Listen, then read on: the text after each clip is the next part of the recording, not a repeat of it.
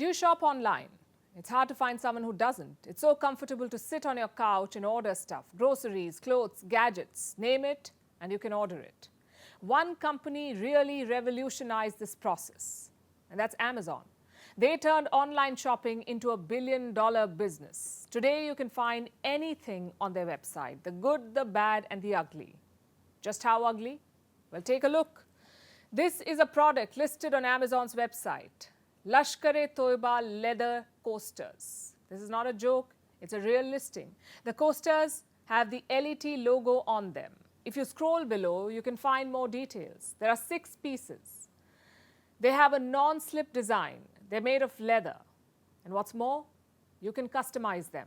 Pick any color of your choice. Honestly, I'm lost for words.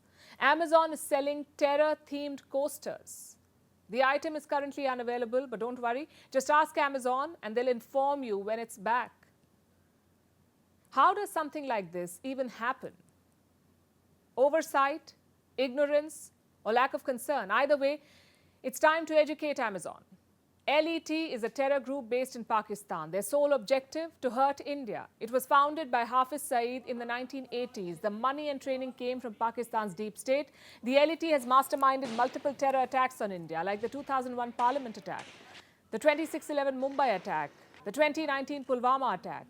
It's designated as a terror group across the world, in India, in the UK, in the US, in the European Union, and also at the United Nations Security Council. But on Amazon, it's a coaster brand. The company has a lot of questions to answer. How did a product like this get listed? Who listed it? And why wasn't it taken down? Because if this was a joke, it's a bad one. Lashkar-e-Taiba has killed dozens of innocent Indians. The name itself evokes trauma. So putting their logo on coasters is simply not funny. The other possibility is even more sinister. The possibility of this being a propaganda campaign. It's up to Amazon to find out. I'm sure sellers give some sort of identification when listing products. This one was listed on the 10th of May. 2 days later, it's still on the website. What does that say about Amazon's product checks? Inadequate at best, dangerous at worst. Here's what their website says about offensive products. Our policies prohibit the sale of products that promote, incite, or glorify hatred, violence, racial, sexual, or religious intolerance, or promote organizations with such views. Well, I'm not a sales expert, but I think a terrorist group ticks that box. In fact, every box. Amazon has robots scanning new products regularly. They look for problematic symbols or text. How did they miss the LET logo? The listing even mentions the full name, Lashkar-e-Taiba, so clearly Amazon needs to reevaluate its process. Maybe put more actual people on the job. Because this isn't an isolated case. Amazon has a history of selling problematic and dangerous stuff, like this. In 2009, a video game about rape was sold on the platform. It allowed players to sexually assault women, and Amazon put it up for sale. In 2010, they messed up again.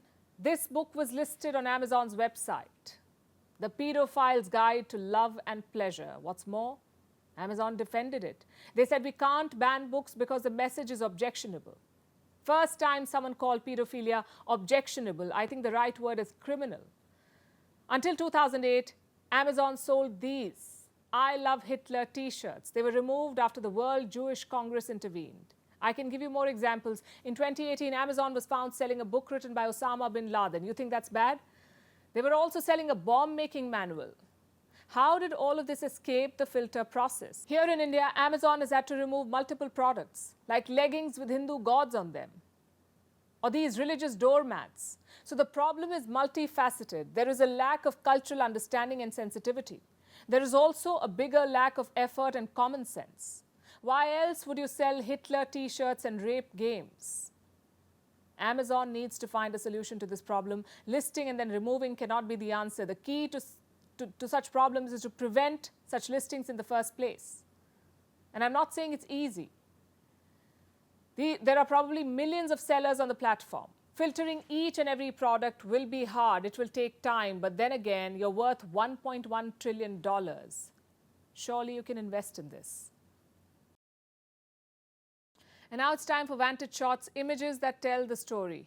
We start on an inspiring note. Cambodian runner Bu Sam Nang lost a race but won the hearts of many. She was finishing last in the women's 5,000-meter final at Southeast Asian Games, but determined, she finished the race despite torrential rain. Meanwhile, Swedish climate activists threw red paint on the finance ministry building. They want the government to stop funding fossil fuels. And for Mexican migrants waiting for asylum in the US, it's a case of border divides, but pizza unites. Migrants waiting on the US side of the border order food from restaurants on the Mexican side. And finally, what happened in history today on the 12th of May? The year was 1943. During World War II, a German commander in North Africa surrendered after the famous Battle of El Alamein. The North Africans surprised the German forces with their brute resolve and pushed them out. We're leaving you with these images. Thanks for watching. We'll see you on Monday. This is the film record of the closing stages of the last battle in Africa, where they surrendered in droves. This is nearing the climax of the greatest German setback since Stalingrad. This time the newsreel camera goes over with a number of flying fortresses. This is a very small incident in the non-stop blitzing of Italian targets from North Africa.